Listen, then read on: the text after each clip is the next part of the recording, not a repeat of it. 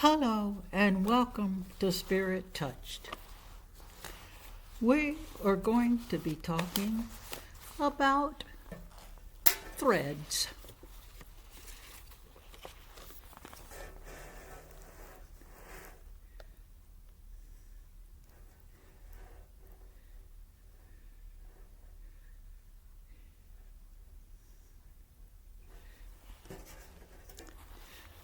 This lesson comes from a little book by Max Lucado, God Will Carry You Through.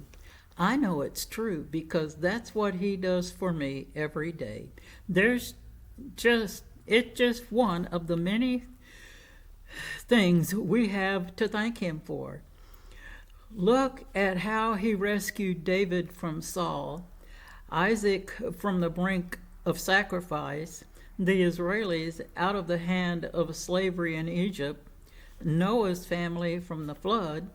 He took Paul off that path of hate on to the path that led many onto the path to heaven. Now that take a few minutes and think about how he rescued you. Those trials he gets us out of are not painless, but know this, he is right there beside you through them all. Open your spirit eyes. Can you see that one set of footprints in the sand or the snow? If the beautiful poem reminds us, as the beautiful poem reminds us, they are his footprints and you are safely in his arms. Trust him. Don't fight it. Just let him carry you. Let him part your Red Seas. He can and he will if you let him. Do not let doubt or fear stop you. Google the Aretha Franklin song, Rescue Me. Have a listen. Read the book of Job. Yes, God allowed that awful trial, but then he gave Job back double what he lost. Pay close attention to chapter 13, verse 15. When your thread gets tangled up in a mess, call for the foreman. Calling him brings deliverance. It got Daniel out of the lion's den and his three friends out of that fiery furnace unhurt. Paul and Peter out of jail, Lazarus out of the grave, those 7 demons out of Mary Magdalene. Maybe your car got smashed into, but you came out without a scratch. Maybe your house burned, but you were not at home. He takes us through that Psalm 23 verse 4 valley. See Isaiah 43:2. Do remember that he never promised me or you a rose garden.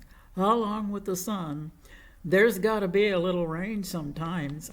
God does take his time, but he gets it done. And he gets us through it all. Google the song, Through It All. He works on eternity time. Satan works on earth time. His goal is to stop us from carrying out our mission for God.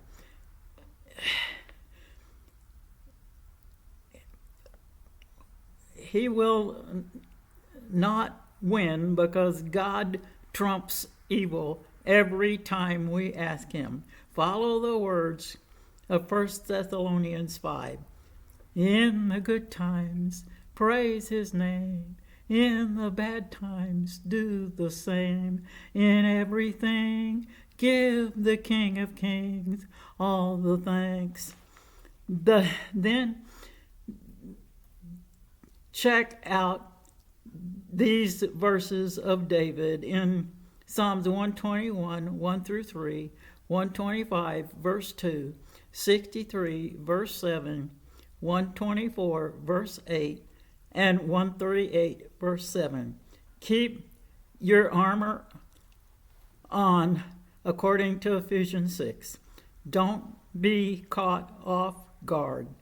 Look at Genesis 50, verse 20, to see what Joseph told his brothers who had thrown him into that pit 30 years before. Joseph had what's known as a pure heart attitude. That's what God wants us to have. You see, God was using what those brothers had done to save the Israelis from famine. In that Genesis 50 verse, the word means weave. So just call God the weaver. God turned Joseph's story around, and he can do the same for yours. When God says you can lean on him, believe it. Google that song, Lean on Me, and listen. There's nothing Satan can ever take. There's one thing Satan can never take away from us as a believer, and that's our destiny known as heaven. You are God's, John 15:16. You are his first choice. With him there are no substitutes. He took you off Satan's auction block for the price he paid. See 1 Peter 1:19. Then see 1 Timothy 2:12 to see what we get in this wonderful bargain. Plus, we get to see our Father's eyes. Wow.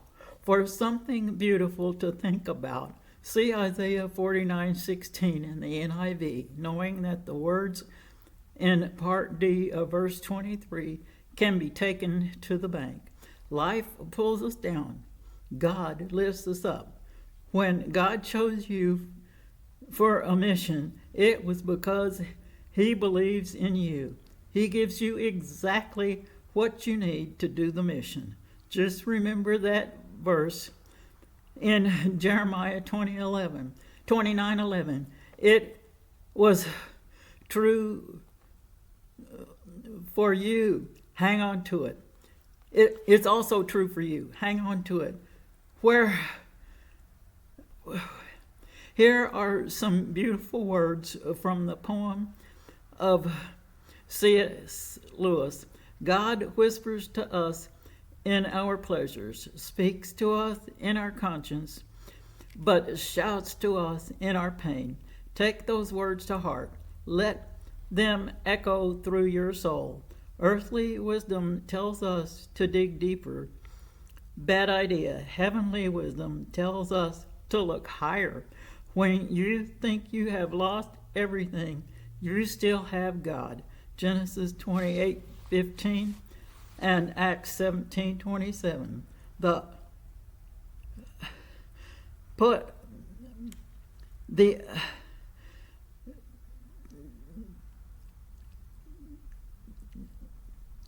That's what pleases God. Soak in it like Joseph did. Feel it. Joseph was left in that pit by his brothers, and tempted by the wife of his boss. He knew it was wrong. He followed the good advice of Psalm 4, verse 5. God treasures you. Joseph was a POW in that jail. He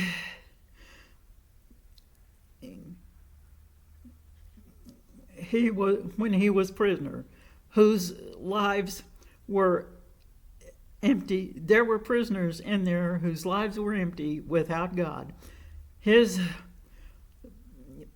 brothers threw him under the bus, but God did not let that bus run over him.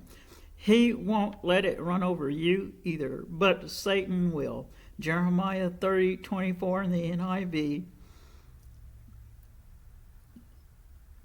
says something interesting about God's steadfast heart. He is the God of the famine and the feast. You see, his will gets done either way. Joseph waited 2 long years in that jail, but between Malachi and Matthew, the Israelis waited 400 years in silence. That's a long time in God's waiting room. Know this, he's busy while you are waiting. While you are, think about his scars and those you have. Our scars remind us of his, and Isaiah 53:5. You may send your prayer request to He Answers, TWO@gmail.com.